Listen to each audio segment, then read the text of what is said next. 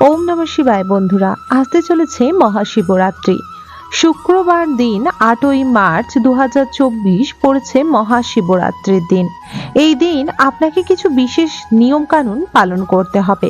তার সাথে সাথে আপনি উপবাসের আগের দিন এবং উপবাসের দিন এবং উপবাসের পরের দিন কি কি নিয়মবিধি মানবেন এবং উপবাসের পরের দিন এবং আগের দিন কি কি খেতে হবে যার ফলে আপনার উপবাসটি সম্পূর্ণ হবে, সেই নিয়ে আজকের ভিডিও তথ্য। উপবাসটি করার আগে আপনাকে কিছু জিনিস অবশ্যই আহার করে নিতে হবে, এটি উপবাসের সঠিক নিয়ম।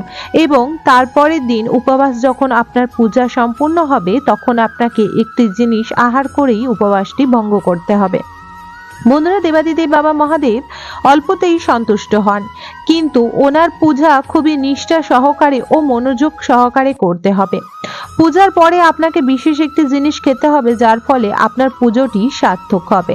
বন্ধুরা, পূজার আগের দিনও আপনাকে একটি জিনিস খাওয়া একদমই নিয়ম আছে। এটি কারোর কথোপকথন নয়, এটি স্বাস্থ্যবিধান মেনে চলা বহুদিনের রীতি রিবাজ বলতেই পারেন।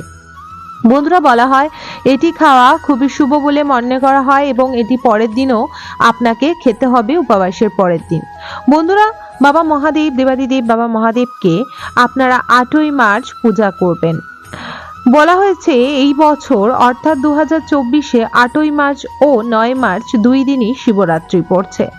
কারণ শিবরাত্রি যে তিথিটি এবং সময়টি লাগছে এর কারণেই 2 দিন পড়ছে।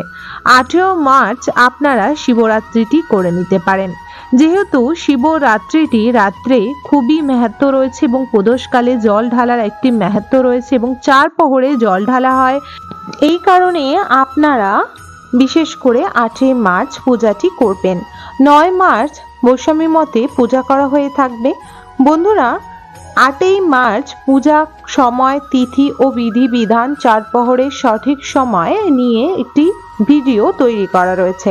আপনাদের যদি সঠিক সময়সূচি ও বিধিবিধান দরকার পড়ে এবং শুভ সময় যোগ প্রয়োজন পড়ে তাহলে আপনারা ডেসক্রিপশনে দেওয়া ভিডিও লিঙ্ক থেকে ভিডিওটি সম্পূর্ণরূপে দেখে নিতে পারেন। আজকের যে এখন ভিডিও সেটি রয়েছে সম্পূর্ণ কি খাবেন এবং কি খাওয়া উচিত, যার ফলে আমাদের বিশেষ করে যে শিব পূজা উপবাস সেটি বিধান অনুযায়ী আমাদের সঠিকভাবে উৎসর্গ হবে। বন্ধুরা, বলা হয়েছে শিবরাত্রির দিন আপনাকে একদমই নির্জলা উপবাস রেখে পূজা করতে হবে, এটি স্বাস্থ্যমতে নিয়ম। কিন্তু যারা ওষুধপত্র খান বা রোগী মানুষ রয়েছে বা কারোর কোনো সমস্যা রয়েছে সেখানে আপনারা সাবু কলা এছাড়া আপনারা ফল, দই, দুধ এইসব মিষ্টি আহার করতে পারেন। বন্ধুরা, ভুল করেও আপনারা কিন্তু কোনো প্রকার ভাত খেতে পারেন না বা কোনো ধরনের আমিষ সবজি বা যে ধরনের নিরামিষ তরকারি বা খিচুড়ি এই দিন কিন্তু খাওয়া নিষিদ্ধ রয়েছে। তো চতুর্দশী লাগাকালীন রুটি, পরোটা এছাড়া বিশেষ করে ভাত, খিচুড়ি একদমই খাওয়া মানা হয়ে রয়েছে। স্বাস্থ্যমতে বলা হয়েছে আপনারা বিশেষ করে যারা শিবরাত্রি ব্রত করছেন তারা আগের দিন অর্থাৎ শুক্রবার করলে বৃহস্পতিবার দিন 1 সিদ্ধ ভাত খাওয়ার কথা রয়েছে। 1 সিদ্ধ ভাতের মধ্যে আপনারা যে কোনো একটি সিদ্ধ দিয়ে ভাত খেতে পারেন ঘি সহকারে। বন্ধুরা, এই 1 সিদ্ধ ভাত কিন্তু একবেলায় খাওয়ার রীতি রয়েছে। বিশেষ করে দুপুরবেলা খেলে দুপুরবেলা এবং বিশেষ করে দুপুরবেলায় খেতে হয় এবং রাত্রেও বিকালে বা সকালে খিদে পেলে আপনি ফল, ড্রাই ফ্রুট এছাড়া লস্যি, দুধ, দই, মিষ্টি এই জাতীয় খাবার, সাবু, যেমন সাবু অনেকে দুধ এবং তার সঙ্গে নানা রকমের ফল, কলা, নারকেল কুচি দিয়ে মেখে খাইয়ে থাকেন। এই সব খাবার কিন্তু খাওয়ার রীতি রয়েছে। রাত্রিবেলা শিবরাত্রিতে একদমই ভাত খাওয়ার কোনো রীতি নিয়ম নেই। বলা হচ্ছে যারা শিবরাত্রি ব্রত করবে আগের দিন অবশ্যই তাদের নিরামিষ এবং 1 সিদ্ধ ভাতই খেতে হবে। মশলা জাতীয় খাবার এবং বাইরের কোনো ধরনের খাবার আপনারা খাবেন না। বৃহস্পতিবার দিন ভুল করেও আপনারা কেউ রুটি খাবেন না। বন্ধুরা, সনাতন ধর্মে রুটিকে একটি বিশেষ আলাদা দিকে রাখা হয়েছে।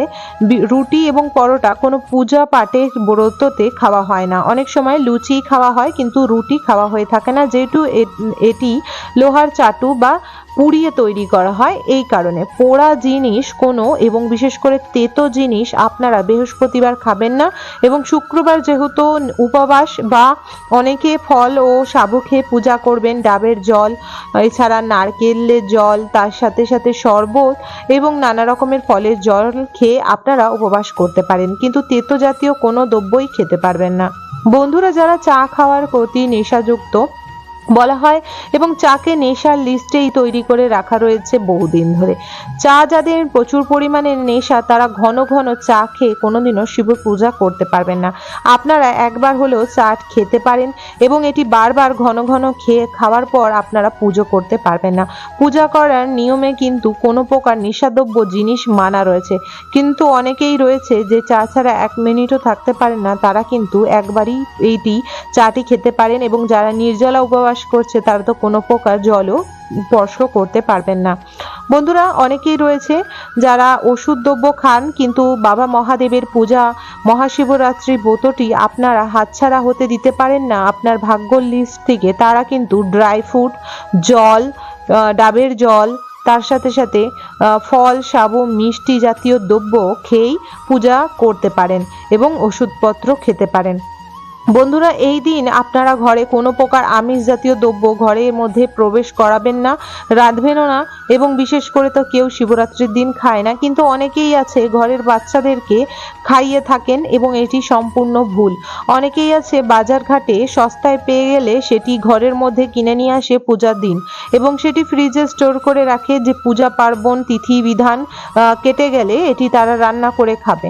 এটি একদমই সম্পূর্ণ ভুল। এর ফলে আমাদের যতই ভালো করে পূজা পাঠ করি না কেন, আমাদের জীবনে যে দুঃখ কষ্ট দারিদ্রতা কলহ সেটি চট করে মোছে না এবং সেটি দিনে দিনে আরো বাড়তে থাকে।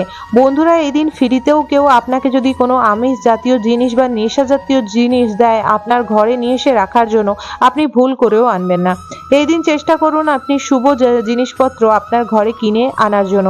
এর জন্য ঠাকুরের ছবি, তার সঙ্গে ফুল, পুষ্প, বেলপত্র এবং ভগবানের কাজে লাগা যত দ্রব্য আপনি কিনে নিয়ে এসে রাখতে পারেন। বন্ধুরা, শিবরাত্রির দিন আপনারা বিশেষ করে দেবাদিদেব বাবা মহাদেবের অতি প্রিয় একটি মিষ্টি ওনাকে অবশ্যই অর্পণ করবেন। সেই মিষ্টির লিস্টে রয়েছে সাদা যে কোনো মিষ্টি। সাদা মিষ্টি মহাদেবের অতি প্রিয় এক মিষ্টি। সাদা মিষ্টি অবশ্যই অর্পণ করবেন দেবাদিদেব বাবা মহাদেবকে। এছাড়া দেবাদিদেব বাবা মহাদেব পায়েস খেতে খুব পছন্দ করে থাকেন এবং মাতা পার্বতী প্রায় দেবাদিদেব বাবা মহাদেবকে পায়েস রন্ধন করে দিতেন। তাই আপনারা শিব পার্বতীকে নিমন্ত্রণ জানিয়ে আপনার ঘরে সাদা মিষ্টি, লাড্ডু, পায়েস অর্পণ করতে পারেন। এতে দেবাদিদেব বাবা মহাদেবের সাথেও মা পার্বতী অতি সন্তুষ্ট ও আশীর্বাদ দিয়ে যাবে আপনার গৃহে। বন্ধুরা, পূজার পরে আপনারা যখন 4 প্রহরে জল ঢেলে নেবেন এবং আপনার পূজা সম্পূর্ণ হবে, তখন আপনি কিন্তু একটি শরবত আর একটি মিষ্টি খেয়ে আপনার পূজার যে উপবাসটি সেটি ভঙ্গ করবেন দেবাদিদেব বাবা মহাদেব ও মাতা পার্বতীর নাম করে। সেই শরবতটি হবে একটি বিশেষ শরবত, সেটি হলো বেল শরবত। যে বেলটি দেবাদিদেব বাবা মহাদেবকে অর্পণ করছেন, সেই বেলটি প্রসাদ স্বরূপ শরবত বানিয়ে ঘরের প্রতিটি ব্যক্তিকে দিলে তারা নিরোগী হয়, তারা সুস্থ সবল হয়। দেবাদিদেব বাবা মহাদেবের অতি আশীর্বাদে তাদের শরীর থেকে সর্বপ্রকার রোগ ব্যাধি, দুঃখ কষ্ট, জ্বালা যন্ত্রণা বিদায় নেয় তাদের শরীর থেকে। তাই অবশ্যই বেল্ল শরবত পান করবেন এবং তারপরে একটি সাদা মিষ্টি ওনাকে প্রসাদ স্বরূপ অর্পণ করার সেই মিষ্টিটি আপনি খাবেন। তারপরেই আপনার পূজা ভঙ্গ করবেন। কিন্তু যারা পালন করবেন তারা কিন্তু শনিবার সময় মতো ঘুম থেকে উঠে সকাল সকালই আপনারা ভালোভাবে পূজা করে নেবেন। বলা হয়েছে বিশেষ করে তিথি ছাড়ার আগে পালন করে নিতে হয়। এর জন্য সকাল সকাল ঘুম থেকে উঠে পরিষ্কার হয়ে স্নান আদি সেরে তারপর শিব ভগবানকে বিধিবিধান অনুসার পঞ্চ অমৃত সহ স্নান করিয়ে, না পঞ্চ অমৃত হাতের কাছে পারলে মধু, ঘি ও গঙ্গা জল দিয়ে স্নান করানোর পর ওনাকে সাদা মিষ্টি, বেলপত্র, একটি সাদা ফুল, তার সাথে আকন্দ, ধুতরা, তার সঙ্গে নীলকণ্ঠ এই জাতীয় ফুল ওনার অতি প্রিয়। এইসব ফুল ছাড়া কিন্তু দেবাদিদেব বাবা মহাদেবের পূজা সম্পূর্ণ হয় না। তাই সবকিছু অর্পণ করে সামান্য ফল ও মিষ্টি সহকারে দেবাদিদেব বাবা মহাদেবের পূজা করেন এবং তারপরে আপনি নিজের উপবাস ভঙ্গ করবেন এবং তারপরেই আপনি যে কোনো নিরামিষ খাবার খেতে পারেন। যেমন নিরামিষ খাবারটি খেয়েই আপনাকে সেই দিনটি কাটাতে হবে, মানে শনিবার। তারপরেই আপনি আমিষ জাতীয় যারা দ্রব্য খেয়ে থাকেন তারা কিন্তু রবিবার থেকে খেতে পারেন। বন্ধুরা, এটি হলো নিয়ম এবং অবশ্যই আগের দিন আপনারা এক সিদ্ধ ভাত খাবেন। কোনো প্রকার বাইরের কোনো প্যাকেট জাতীয় খাবার বা কারোর গৃহ থেকে আসা কোনো খাবার খাবেন না। বিশেষ করে পোড়া কোনো জিনিস খাবেন না, তেতো কোনো জিনিস খাবেন না এবং পূজা চলাকালীন খেয়াল রাখতে হবে যারা খেয়ে পূজা করছেন তারা কিন্তু একবারই খেতে পারেন। যেমন ফল আহার করতে পারেন বা সাবু কলা সঙ্গে ফল আহার করে মিক্স করে খেতে পারেন। যে কোনো একবারই, আপনি কিন্তু বারবার খেতে পারবেন না, সেই দিকে খেয়াল রাখতে হবে। যেটি খাবেন একবার খাবেন, একবারই আহার রয়েছে এবং তারপরে আপনারা ওষুধ দ্রব্য খেতে পারেন। বন্ধুরা, এবং যারা বিশেষ করে পরের দিন পালন করবেন এবং পালন করার পর আপনারা কিন্তু বেল শরবত ও সাদা একটি মিষ্টি খাবেন এবং তারপরে আপনার পুজো সম্পূর্ণ করবেন। আশা করি দেবাদিদেব বাবা মহাদেবের আশীর্বাদে আপনাদের সকল মনস্বাসনা পূর্ণ হোক। দেবাদিদেব বাবা মহাদেব সবার পূজা স্বীকার করুক, সবাইকে সুখ শান্তি ও সমৃদ্ধির আশীর্বাদ প্রদান করুন। আশা করি বন্ধুরা আপনারা সবাই সুস্থ আছেন, ভালো আছেন এবং বিশেষ করে শিব মহারাত্রিতেই সবাই পূজা করুন। সুস্থ থাকুন। ভিডিও তথ্যটি ভালো লাগলে অবশ্যই একটি লাইক করুন, কমেন্টে হর হর মহাদেব অবশ্যই লিখে দেবেন। চ্যানেলটিকে সাবস্ক্রাইব করে রাখুন আপকামিং পূজাপাঠ, দন্তকথা, জ্যোতিষশাস্ত্র, বাস্তু টিপস, টোটকা উপায় দেখার জন্য। সবাই ভালো থাকুন, সুস্থ থাকুন। হর হর মহাদেব। রাধে রাধে বন্ধুরা।